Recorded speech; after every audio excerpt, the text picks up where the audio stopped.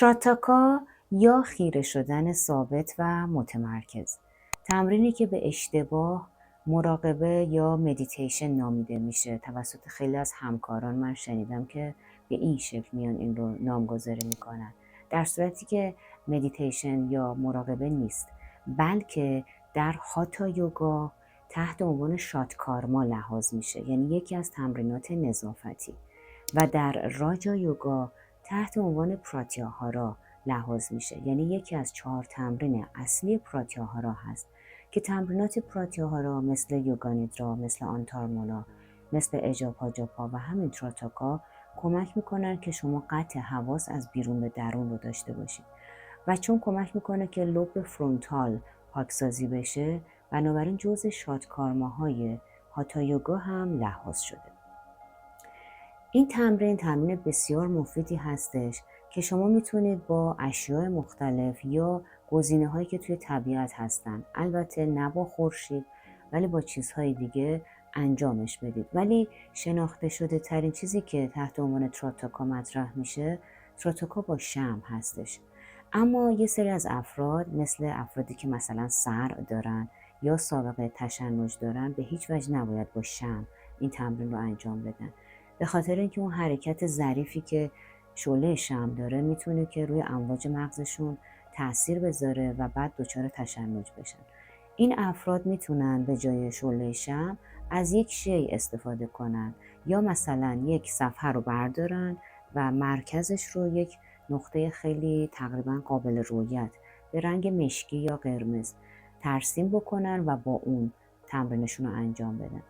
همینطور افرادی که حالا مشکلی مثل آب مروارید، آب سیاه یا کلا التهاب توی چشم دارن یا میگرن دارن، اینها هم باید احتیاط داشته باشن، یعنی از پزشکشون حتما باید اجازه بگیرن بابت انجام این تمرین، چون چشم شما خیلی توی تمرین تراتاکا درگیر هستش. پس اگر میبینید که مسائلی توی چشمتون دارید یا به تازگی عمل داشتید، حتما از چشم پزشکتون اجازه بگیرید، تمرین رو براش توضیح بدین، اگه اجازه داد تمرین رو انجام بدین. حالا ببینیم که این تمرین تراتاکا اصلا چه فایده هایی داره. فایده های بسیار زیادی داره. حالا شناخته شده ترین هاشو اینجا براتون میگم. مثلا میتونه کلا توی بحث بینایی به شما کمک کنه و بهبود زیادی رو در عملکرد بینایی شما ایجاد کنه. کمک میکنه به تقویت حافظه شما، کمک میکنه به اینکه متمرکزتر باشید و برای تمریناتی مثل تمرینات مبتنی بر مدیتیشن یا سایر تمرینات مثلا آنتارمونا، یوگانیدرا آماده تر باشید، یعنی ذهنتون آروم میشه، اون تموجات مغزی شما، امواج مغزی شما آروم تر میشه و آماده میشین برای اینکه بتونید یه تمرینی رو که مبتنی بر ذهن شما هست راحت تر انجام بدید. کمک میکنه که وقتی تنش ذهنی دارین، اضطراب و استرس دارین، روی اینا بتونید مدیریت داشته باشید.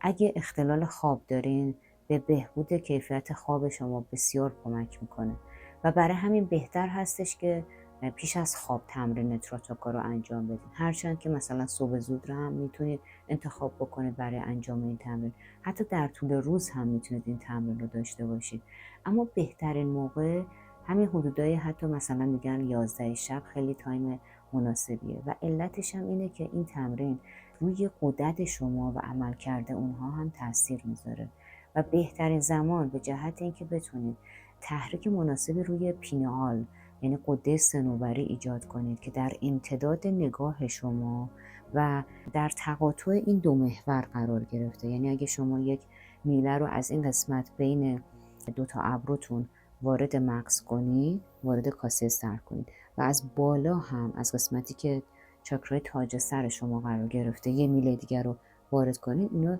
در نقطه‌ای به هم میرسن که در واقع اون مرکز اصلی آجنا یا آگیا هستش، چاکرای ششم که تحت عنوان چاکرای شهودی خیلی مطرح میشه یا چشم سوم، و جنس این پینئال یا غده صنوبری دقیقا شبیه همین چشم‌های ما هستش، یعنی بافتی که داره دقیقا شبیه بافتیه که چشم‌های ما داره. برای همینه که تحت عنوان چشم سوم هم ازش یاد میشه و خیلی خوبه که اینو بتونیم روش کار کنیم، تحریک مناسبی روش ایجاد کنیم و میتونید که با تروتاکا با شمع این کار رو بکنید.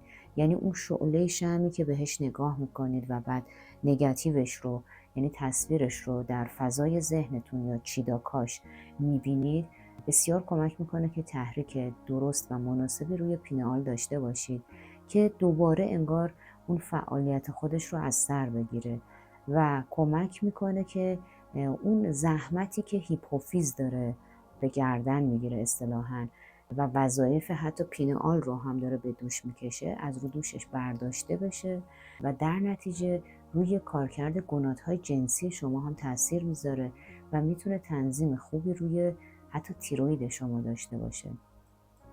پس بنابراین افرادی که هر شب تمرین تروتاکا رو انجام میدن، یعنی منظم بدون وقفه، بعد از 1 ماه اگر که آزمایش تیرویدشون رو تکرار بکنن، میبینن که اون در واقع شاخصهاشون تغییر کرده و حتی قرصی که معمولا هم لووتروکسین تجویز میشه ممکنه که دوزش توسط پزشک شما کاهش پیدا بکنه. یعنی در زمینه تیروئید هم به شما کمک میکنه، یعنی اگه اختلال تیروئید دارین میتونه به شما کمک کنه که متعادلش بکنید. اما به این معنی نیست که قرصتون رو بیاین سرخود قطع بکنید، یعنی باید حتما مشورت با پزشک داشته باشین، آزمایش بگیرید ببرید. در کنار اون مصرف قرصتون این رو هم میتونید هر شب تمرین بکنید. پس میبینید که چقدر فایده داره. حتی یه فایده جالب دیگهش اینه که روی عقده های شما که به هر حال از دوران کودکی حتی جنینی ما یه سری عقده رو جمع میکنیم، حالا بر اساس اون تراماهایی که داریم یا هر تجربه ناخوشایندی که تو زندگی داریم، ممکنه که یه سری عقده ها در وجود ما، در روان ما شکل بگیرن و گفته میشه که این تروتاکا میتونه که روی اینها هم تاثیر بذاره و انگار همون پاکسازی فیزیکی که در شادکارما مطرح میشه، یه پاکسازی روح و روان هم انگار براتون انجام میده. قبل از اینکه تمرین تروتاکا رو انجام بدین، توصیه میکنم که حداقل روی مچ پا و مچ دستتون کار کنید، یعنی حداقل تمرین فیزیکی که میتونید داشته باشید، چون به هر حال این قسمت ها یعنی مچ دست و مچ پا خیلی مهمه که درش انرژی سیال باشه. پس حداقل اینا رو کار میکنی که اینجا با هم دیگه انجام میدیم و خوبه که حالا یه تمرین پرانایاما یا یه تمرین تنفسی ساده هم داشته باشید. یه یوگای چشم ساده هم اگه انجام بدید بهتره و بعد برید سراغ تمرینتون، یعنی خیلی عمیق‌تر و تاثیرگذارتر میشه. پس ما اینجا یه کوچولو هم اینها رو کار میکنیم. البته ما تو کلاس مراقبه یوگا نیدرا تمرینمون خیلی مفصل تر هستش دیگه که میتونید به پیج اینستاگرام yoga.shadi دایرکت پیام بدید که اونجا برای ثبت نام تو کلاس‌های آنلاینمون شما رو راهنمایی کنیم. خب میشینیم، دستمونم روی رانمونه که زانو بلند نشه، پشتمون صافه، چرخش مچ پا رو با هم انجام میدیم. میبینید پنجه پای من ثابته، خم نمیشه. 5 تا از راست، نفس جاری از بینیه، 5 تا هم از چپ. خودتون بشمارید، به من کار نداشته باشید حالا من 4 تا رفتم یا 6 تا رفتم. خب یکم استراحت بکنید، به اثر تمرین توجه کنید. حالا میریم سراغ مچ دستمون. دستا رو میاریم روبرو، با دست چپ زیر ساعد راست رو میگیره، شانه رها، شست داخل، 4 تا انگشت رو مشت میکنیم. چرخش مچ خیلی مهمه که درست انجام بشه. ببین زاویه نمیدم، یعنی مدام پشت دست من رو به سقفه. 5 تا از راست، خودتون بشمارید، نفس جاری از بینی، 5 تا از چپ. پس حتما این مچ دست و مچ پا رو دقت کنید که آزاد باشه. بعد دست دیگه ببینید خیلی آهسته انجام میدم، نفس جاری، شانه و گردن رها هستش. جهت عکسش هم انجام میدم.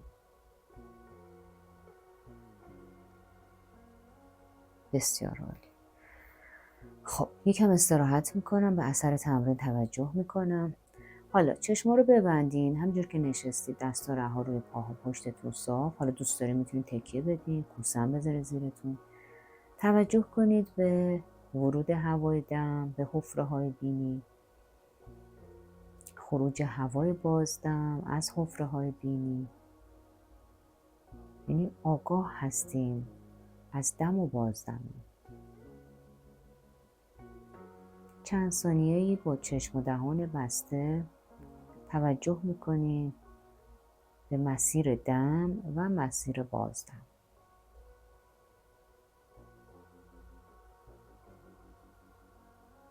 لمس هوای دم و بازدم با موژک‌های داخل بینی، تیغه میانی بینی.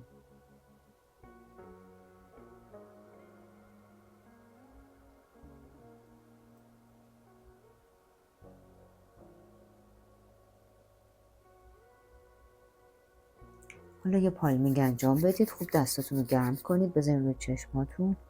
چشم‌ها رو باز میکنیم و دست‌ها رو کنار میزنیم.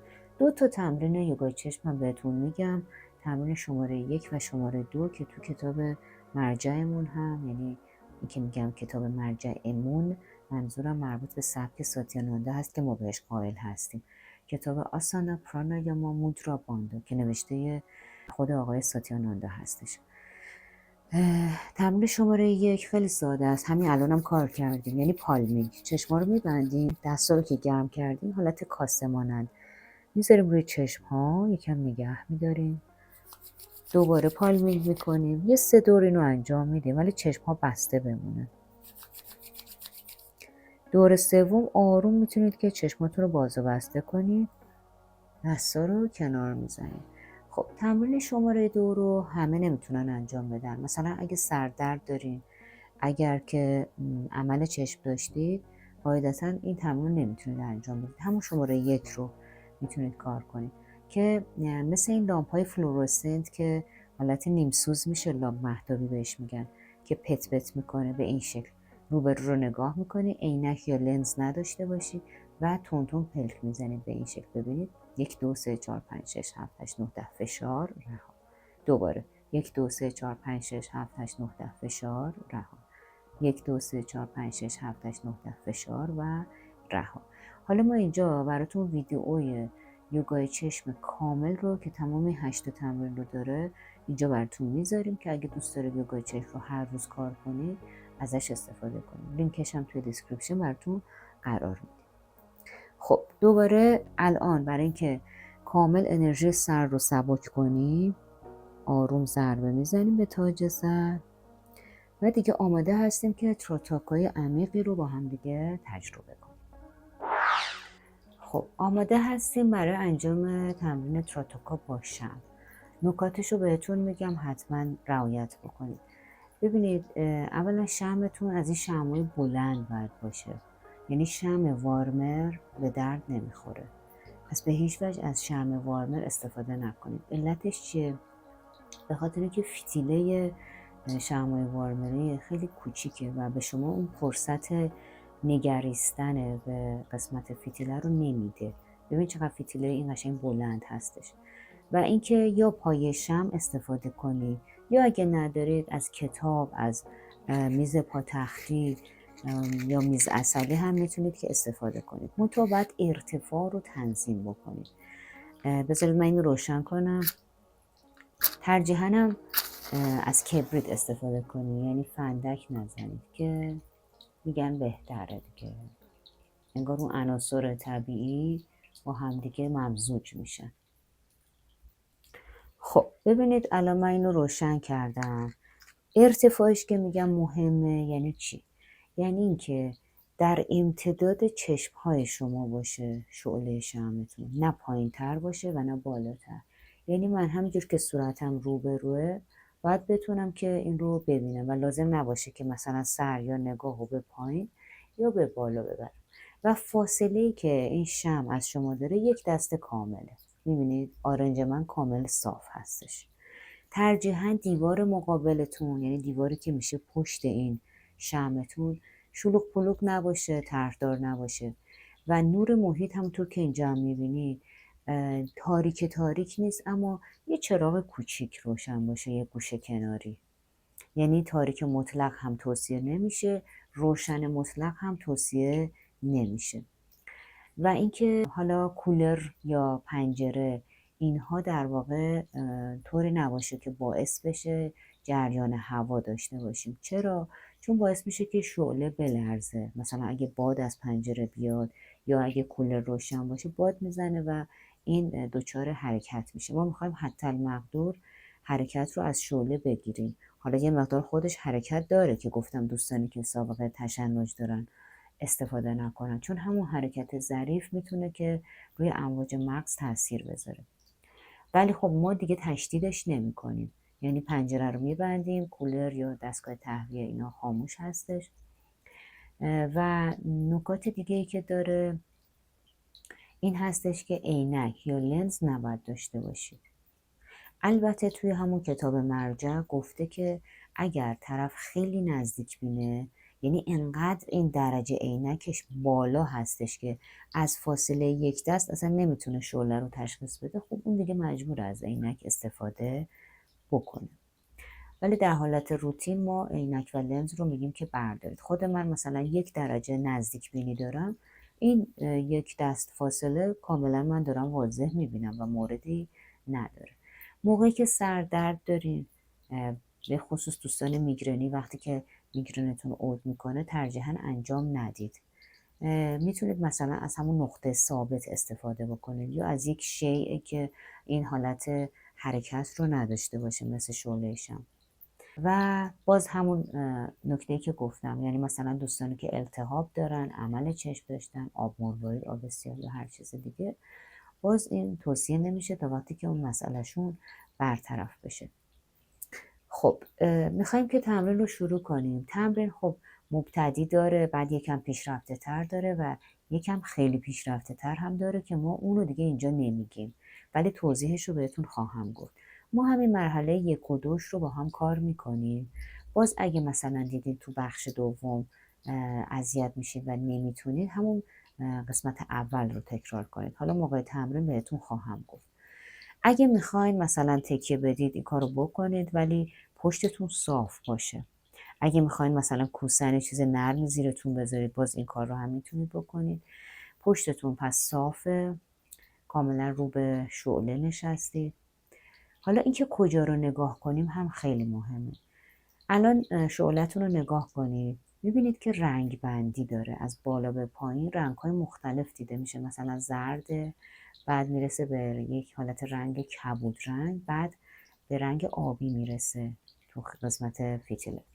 ما میخوایم اون قسمت کبود رنگ رو نگاه کنیم. پس اون قسمتی که کبود رنگ هستش، نگاه ما روی اون قسمته.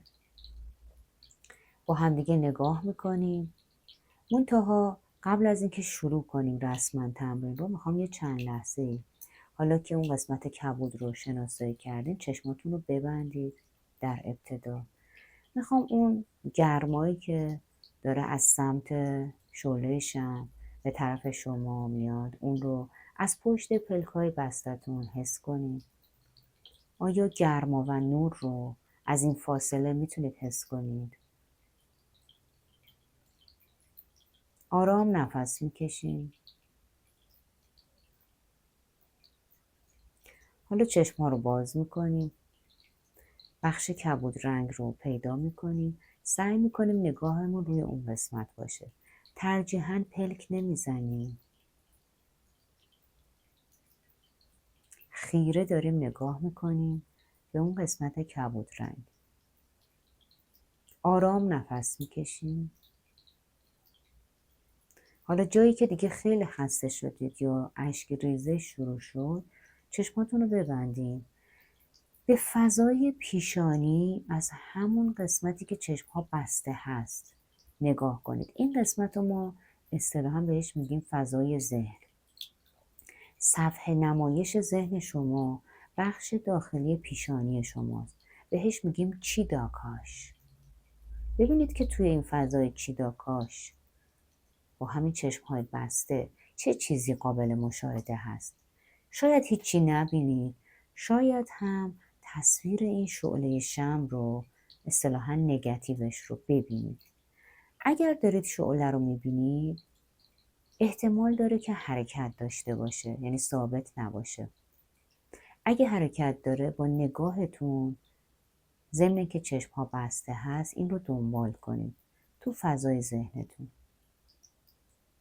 تا هر جایی که میره با نگاهتون دنبال کنید. اگرم ثابته که ثابت. ممکنه رنگش هی تغییر کنه، ممکنه یه رنگ ثابت داشته باشه، ممکنه اندازش تغییر کنه. شاید علاوه بر اون شعله شمع دارید بدنه شمعتون هم میبینید. حالا دوباره میخوایم چشم ها رو باز کنیم. ترجیحاً وقتی چشم ها رو باز میکنیم که اون تصویری که در حال مشاهده بودیم دیگه محو بشه، ناپدید بشه. حالا تو تمرین شخصیتون ممکنه این زمان تغییر کنه دیگه، هر کسی توی تایمی اون تصویر براش ناپدید بشه. چشم ها رو دوباره باز میکنم. میخوایم مرحله دوش رو هم با هم اینجا کار کنیم. ترجیح میدم که پلک نزنم. نگاه میکنم به بخش کبود رنگ شعله شمعم. آرام نفس میکشم. نکته مهم در مورد تروتوکا اینه که زمان نگریستن به شعله خیلی کمتر هست از زمانی که چشم ها رو میبندیم و به تصویر شعله نگاه میکنیم و همین میتونه روی بخش شهودی شما خیلی تاثیر بذاره. حالا خسته که شدین چشم ها رو دوباره میبندیم. اگر میتونید این بار اگر تصویری که دارید مشاهده میکنید حرکت داره، سعی کنید با نگاه ثابتتون در مرکز پیشانی اینو نگهش دارید، یعنی از حرکتش پیشگیری کنید. اگرم براتون این کار سخته و اون تصویر حرکت داره، اجازه بدید حرکت کنه و با نگاهتون دنبالش کنید، مثل مرحله اول که داشتیم. الان من اینو با نگاه هم ثابت نگه داشتم.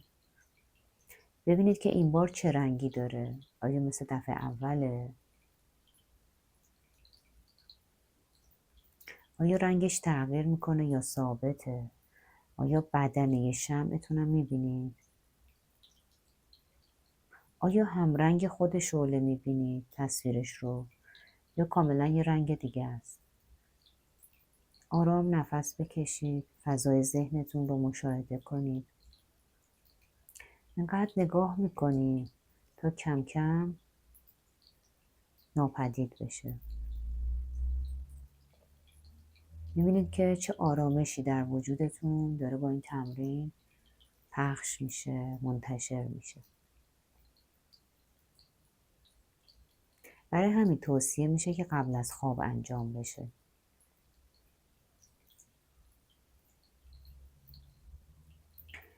حالا با هم تجسم میکنیم که یک نفر یک کاسه پر از نور رو داره از تاج سر ما میریزه.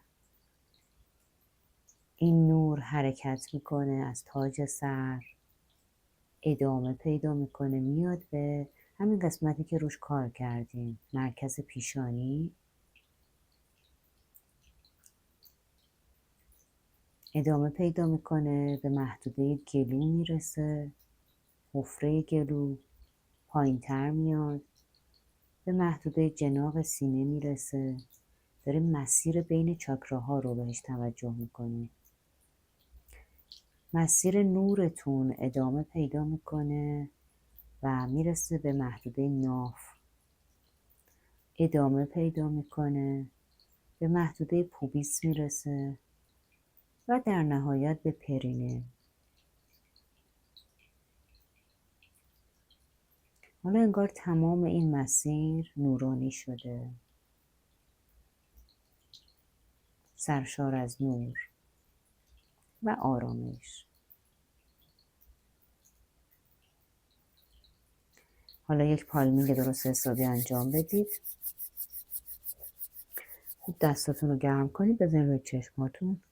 چشم‌ها رو باز میکنید و دست‌ها رو کنار میزنید. نمسته.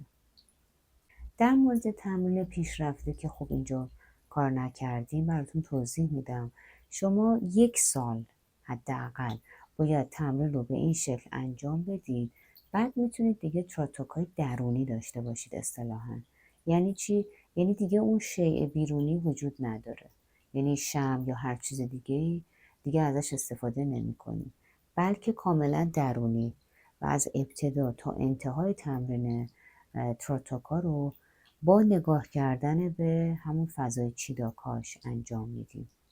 که به این میگن تراتاکای درونی، که همونطور که گفتم در ابتدا به هیچ وجه اصلا قادر نیستید که انجامش بدید، ولی توی اون 1 سالی که حالا دارید این رو تمرین میکنید مداوم، توصیه میکنم که به تدریج اون زمانی که نگاه میکنید به فضای چیداکاش طولانی تر باشه نسبت به فضایی که داری نگاه میکنی، به اون قسمتی که داری نگاه میکنی به خود شعله، و به تدریج این تایم رو افزایش بدید که بتونید کم کم برسید به تراتاکای درونی.